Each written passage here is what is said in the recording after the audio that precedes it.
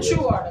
నేను పాపములో పడిపోయినాను, అయితే నీ ఉద్ధరింపు లేక నీ సహాయము నాకిచ్చి నా పాపపు స్థితి నుండి నువ్వు నన్ను పైకి లేవనెత్తినందుకు ఏమిచ్చి నీ రుణాన్ని తీర్చు. అందుకని అక్కడక్కడ గ్రామంలో పెద్దవారు ఏమంటారంటే, వారి పిల్లల్ని ఉద్ధరించేళ్లే వీడు పెద్ద అంటారు.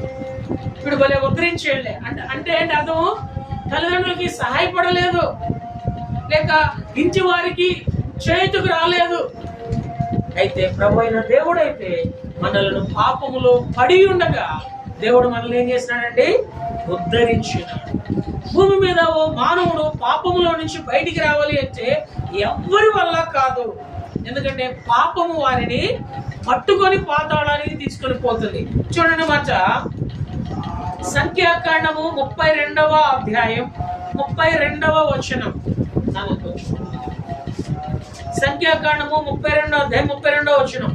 మేము యెహోవా సన్నిధిని 32:23 రా మన్నించండి.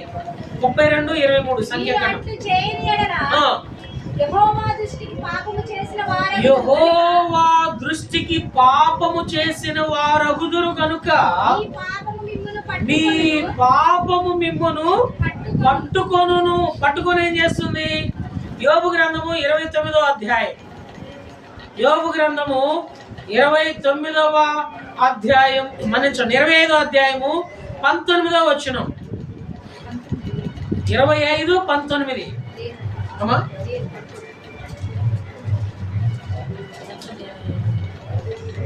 24:19 మన్నించండి 24:19 రెండో వర్ష చదువు. పాతాళము పాపము చేసిన వారిని పట్టుకొనును. పాతాళము పాపము చేసిన వారిని ఏం చేస్తుందండి? పట్టుకుంటుంది. మనమందరం కూడా పాపములో పడిన వారిగా ఉన్నాం. మనలో ఉన్న పాపమును బట్టి మనం పాతాళానికి పాత్రులముగా ఉన్నాం.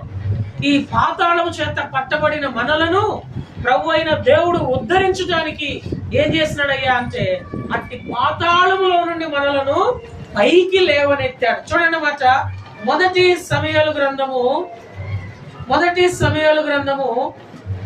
2వ అధ్యాయము 6వ వచనం. మొదటి సమయాలు గ్రంథము 2వ అధ్యాయము 6వ వచనం. జనులను సజీవులుగాను మృతులుగాను చేయవాడు యెహోవాయే. పాతాళమునకు పంపుచు అందులో నుండి రప్పించుచుండువాడు ఆయన.